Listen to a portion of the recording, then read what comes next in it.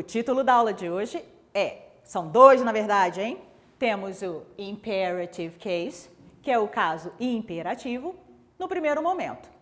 Logo depois, vamos falar sobre o caso genitivo, genitive case, que é como expressamos a posse em inglês. Então, voltando aqui para o imperative, quando a gente precisa dar uma ordem em inglês, por exemplo, não fume, feche a porta, presta atenção.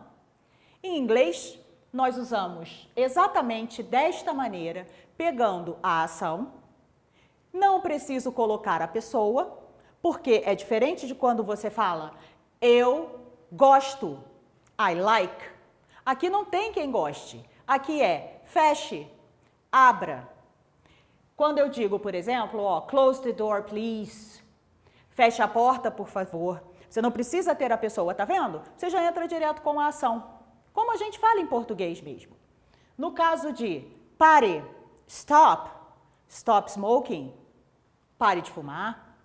E aqui, na negativa, olha como é que é simples. Eu simplesmente acrescento o do not no início e digo o que não deve ser feito. Dou a minha ordem. Por exemplo, escrever na parede. Eu estou dizendo para não escreva na parede.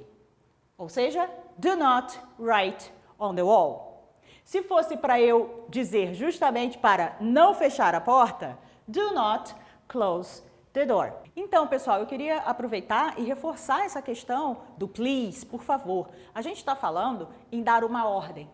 Por exemplo, aqui, close the door, fecha a porta. É sempre de bom tom sermos educados e usarmos o por favor.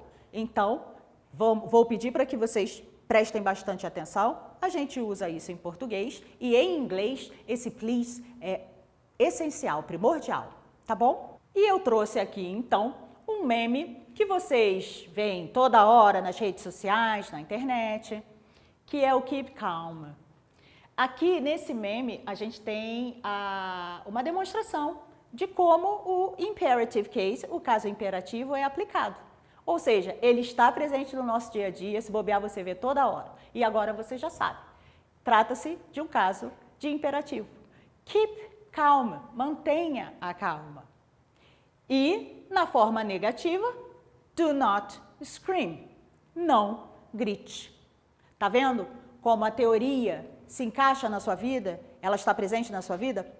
E agora, então, vamos passar para o caso genitivo, genitive case, que nada mais é que a posse em inglês. Como expressar a posse? Como dizer que algo é de alguém?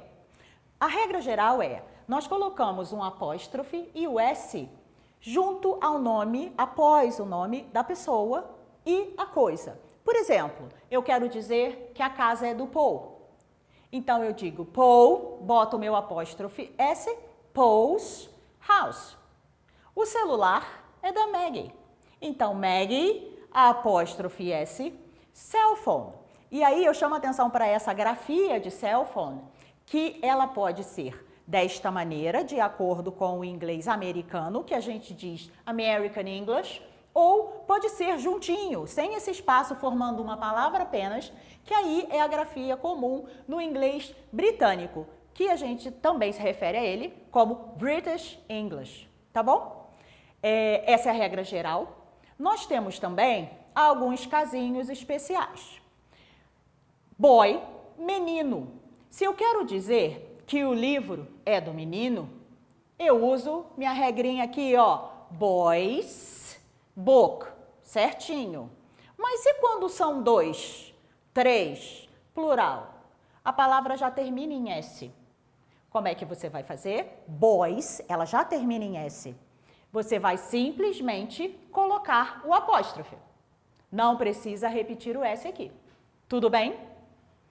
E tem um caso mais diferente ainda. Esse caso aqui aceita as duas formas. Vamos supor que você tenha um nome próprio. Um sobrenome, nesse caso aqui, Jones. Sobrenome de uma pessoa. E eu quero dizer que o carro é desta pessoa. Então eu vou me referir a Jones car só com o apóstrofe, ou eu posso dobrar o Szinho e colocar car depois.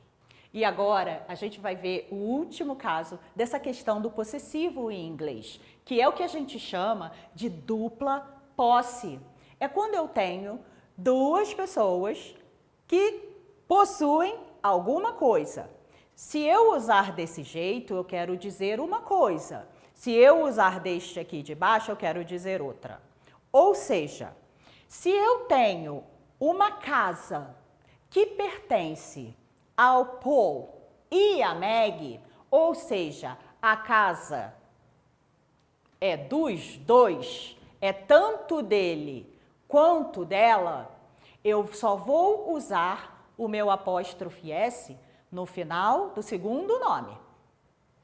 Agora, se o Paul tem uma casa e a Maggie tem outra, aí eu vou usar o apóstrofe nos dois, porque eu tenho Paul's and Maggie's house. Entenderam a diferença? Atenção, apóstrofe S depois dos dois é dos dois. Apóstrofe S depois de cada um tem o seu. E é isso. Na aula de hoje, então, a gente visitou essas duas definições em inglês, a do caso imperativo e a do caso genitivo. Até a próxima. See you!